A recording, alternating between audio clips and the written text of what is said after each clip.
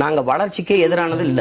மாற்றம் என்பது இயற்கைக்கு எந்த இடையூறும் இல்லாத மாற்றம், வளர்ச்சியை தான் நம்ம கேட்கிறோம். நீங்க வளர்ச்சியை பற்றி பேசுகிற பெருந்தகைகள் போபால் விஷவாயுவில் ஏற்பட்ட அதை ஒரு தடவை நினைச்சு பார்க்கணும்.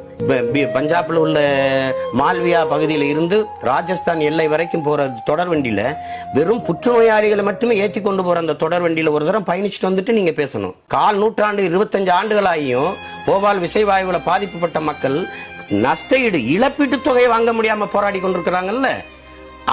அந்த பாதிக்கப்பட்ட பிள்ளைகள் தொடர் வண்டி நிலையங்களின் தெருக்கள்லையும் கை இங்க இருக்கிற இடத்துல காலு, மூக்கு இருக்கிற இடத்துல கண்ணு, இப்படி இருந்து பிறந்த அந்த பிள்ளைகள் பிச்சை எடுத்துக்கிட்டு இருக்குல்ல, அதை பார்த்துட்டு பேசணும். நீங்க வளர்ச்சி எது வளர்ச்சின்னு இருக்குல்ல, யாருக்கான வளர்ச்சி? இத்தனை வளங்களும் கொள்ளையடிக்கப்படுவது யாருக்கான கட்டமைப்பு? பல லட்சக்கணக்கான குழந்தைகள் ஊட்டச்சத்து இல்லாம சோகை நோய்பட்டு இப்படி இருக்கிறார்கள் பாருங்கள். இந்த குழந்தையை காப்பாற்ற உங்கள் குழந்தை போல ஊட்டமாக வளர ஏதாவது உதவுங்கள் அப்படின்னு தொண்டு நிறுவனங்கள் அறிவிப்பு. தேசத்தின் பிஞ்சுகள் எதிர்கால குழந்தைகளை பட்னி போட்டு சோறு ஓட முடியாத என் தேசம் வந்து வாயிலேயே வளர்ச்சின்னு பேச்சுக்கிறதுக்கு சுத்த பைத்தியக்காரத்தனை. நீங்க காட்டுற டெவலப் என்ன தெரியுமில்ல? நான் பட்னி கிடந்து செத்தன்னா என்னை கட்டையில எரிக்காம கரண்ட்ல எரிக்கிறது டெவலப்புங்கிறீங்க.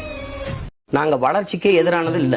மாற்றம் என்பது இயற்கைக்கு எந்த இடையூறும் இல்லாத மாற்றம், வளர்ச்சியை தான் நம்ம கேட்கிறோம். நீங்க வளர்ச்சியை பற்றி பேசுகிற பெருந்தகைகள் போபால் விஷவாயுவில் ஏற்பட்ட அதை ஒரு தடவை நினைச்சு பார்க்கணும்.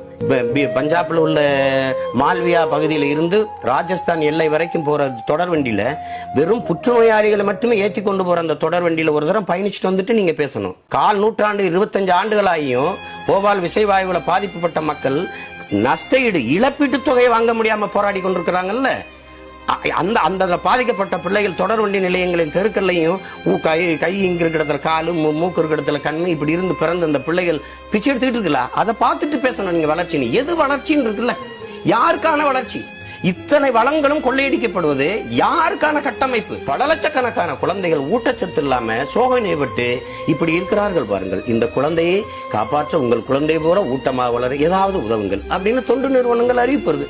தேசத்தின் பிஞ்சுகள் எதிர்கால குழந்தைகளை பட்னி போட்டு சோறு ஓட முடியாத என் தேசம் வந்து வாயிலேயே வளர்ச்சின்னு பேச்சுக்கிறதுக்கு சுத்த பைத்தியக்காரத்தனை. நீங்க காட்டுற டெவலப் என்ன தெரியுமில்ல? நான் பட்னி கிடந்து செத்தன்னா என்னை கட்டையில எரிக்காம கரண்ட்ல எரிக்கிறது டெவலப்புங்கிறீங்க.